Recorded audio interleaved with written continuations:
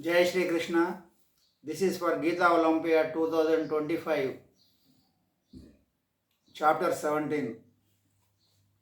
Om Shri Paramatmane Namaha. Shrimad Gita Ata Saptadashodhyayah. Arjuna Uvacha. Ye Shastra Vidhimusrujya Yajante Shraddhayanvitaha.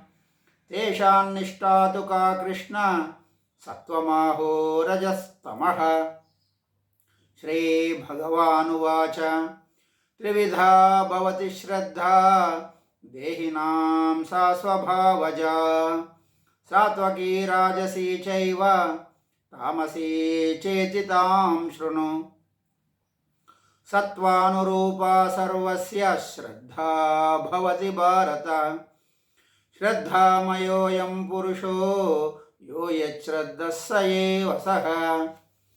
यजन्ते सात्विका देवान् यक्षरक्षांसि राजसाः प्रेतान् भूतगणान् चान्ये यजन्ते तामसा जनाः।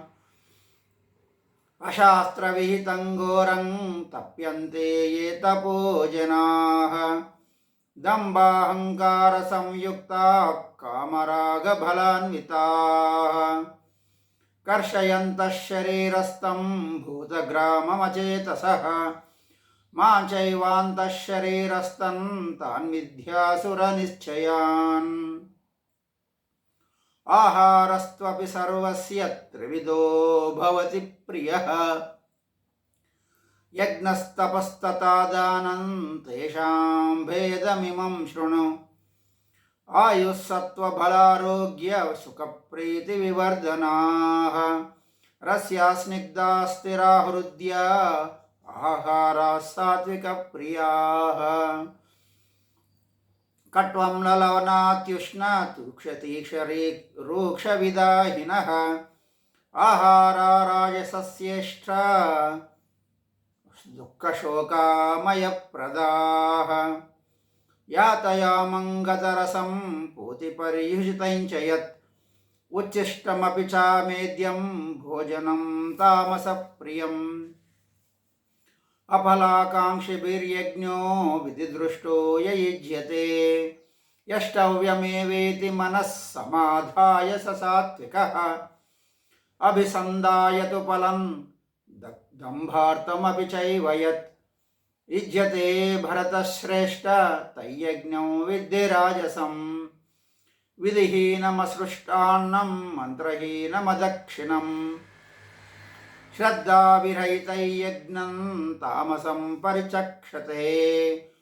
देवद्विजगुरुप्राज्ञं पूजनं शौचमार्जवम् ब्रह्मचर्यमहिंसा च शारीरं तप उच्यते।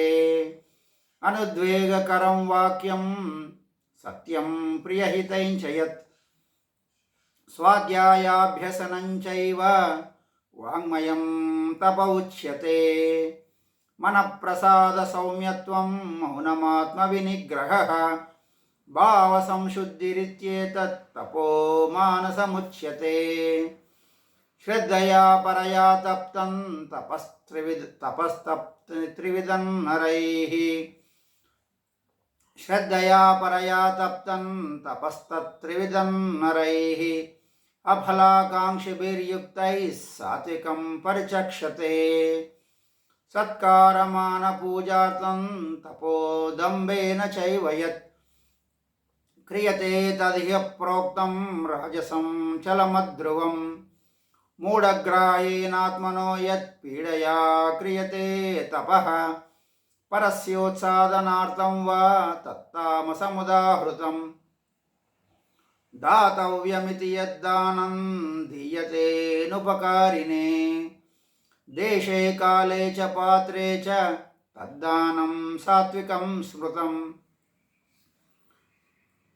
यत्तु प्रत्युपकारार्थं फलमुद्दिश्य वा पुनः दीयते च परिक्लिष्टं तद्दानं राजसंस्मृतम्। अदैशकाले यद्दानम् अपात्रेभ्यश्च दीयते असत्कृतमवज्ञातं तत्तामसमुदाहृतम्।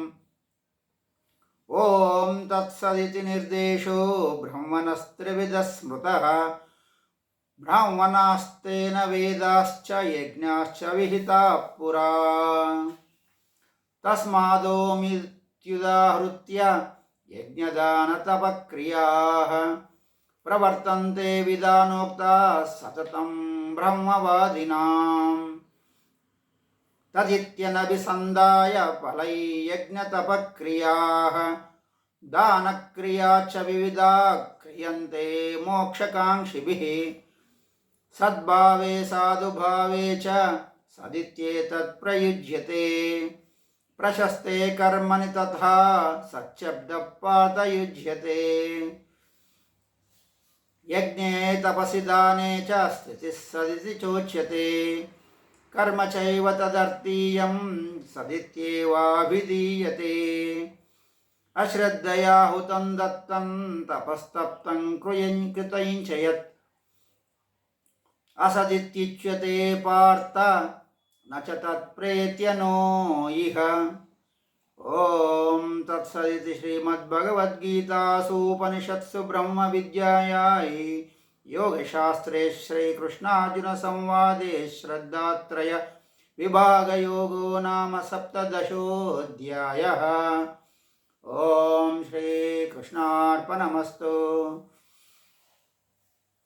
యోగేశం సచ్చిదానందం వాసుదేవం రజప్రియం ధర్మ సంస్థాపకం వీరం కృష్ణం వందే జగద్గురుం. శ్రీకృష్ణం వందే జగద్గురుం. జై శ్రీకృష్ణ.